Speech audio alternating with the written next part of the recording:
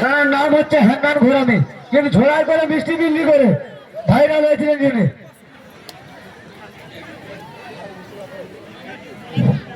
সবাই সম্মানিত এবং যারা লাইভ দেখছেন এবং যারা মানে মাইকের আওয়াজ যতদূর পর্যন্ত পৌঁছাচ্ছেন, আইএসএফ এর এক একটা সৈনিককে আন্তরিক অভিনন্দন জানাই। বিস্তারিত কিছু বলবো না, সংক্ষিপ্ত। ভাইজান কিন্তু আমাদের এখানে পাঠিয়েছে যে ওখানে গিয়ে আগে পরিবেশটা দেখো কোন পরিস্থিতির মধ্যে আছে। তা আমি সত্যি কথা বলতে শঙ্করপুর অঞ্চলের একনিষ্ঠ আইএসএফ কর্মী। আমি যখন মানে শঙ্করপুর অঞ্চলের 18টা বুথে আমি কভার করেছিলাম মাদ্রাসা অভিভাবক নির্বাচনে। অভিভাবকদের কাছে আমি যাই, সেখানে গিয়ে অভিভাবকদের সাথে কথা বলার পর তারা ভাইজানের ভালোবাসা, আদর্শ নীতি এবং আমার মিষ্টি ভাষার আচরণ ব্যবহারে আইএসএফকে ভোট দিয়েছিল। কিন্তু তারপরে শাসক দল তার ক্ষমতা দেখিয়ে আমাদের কাছ থেকে মেরে কেড়ে নিয়েছিল। মেরে কেড়ে নেওয়ার পর আমি বুথে যখন যাই, আমার তো বুথে অনেকে অনেক কথা বলছিল, তারপরেও আমি আমার যারা বুথ সভাপতি আছে, যারা অঞ্চল কমিটির মধ্যে আমরা আছি, তারা কিছু টাকা দিয়ে 57 কিলো মিষ্টি নিয়ে আমি মিষ্টি খাইয়েছিলাম। আমি সেই ভাইরাল মিষ্টিওয়ালা। আপনারা সবাই ভালো থাকবেন, সুস্থ থাকবেন। আর আমি এক করজোড়া অনুরোধ করছি, মিথ্যা প্রলোভন দেখিয়ে কিন্তু সমাজটাকে একদম শেষ করার পরিকল্পনায় ফেলেছে মাননীয় মুখ্যমন্ত্রী। আমি এই কথাই মন থেকে বলতে চাই, বিশেষ করে মা বোনদের, ফুলে যদি পছন্দ ধরে বন্ধ কি আর ঢাকা যায়? খালি চোখে যায় না দেখা। মমতা ব্যানার্জি মলম লাগাবে কোন জায়গায়?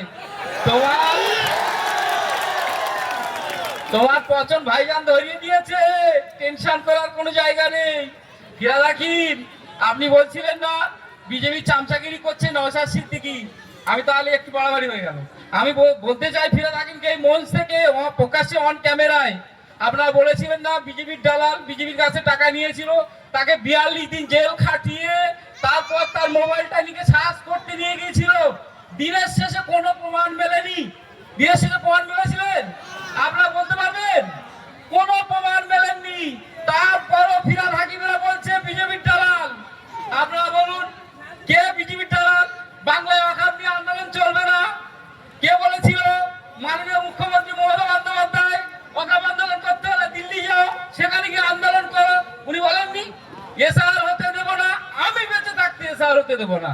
মাননীয় মুখ্যমন্ত্রী আর মরে গেছে, বেঁচে আছে?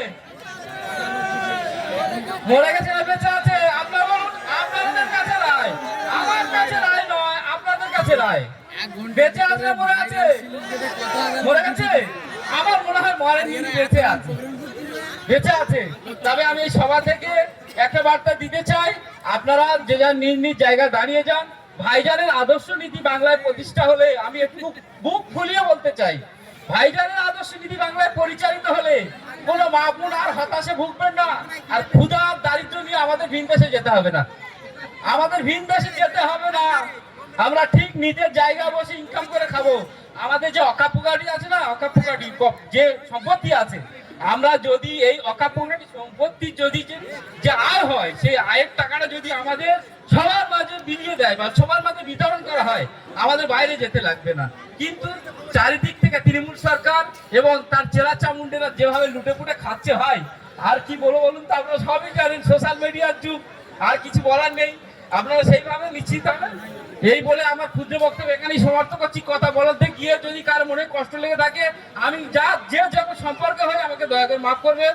এই বলে আমি আমার ক্ষুদ্র বক্তব্য এখানেই সমাপ্ত করছি। আগামী দিন কিন্তু আপনাদের আবার বড় মঞ্চে দেখা হবে।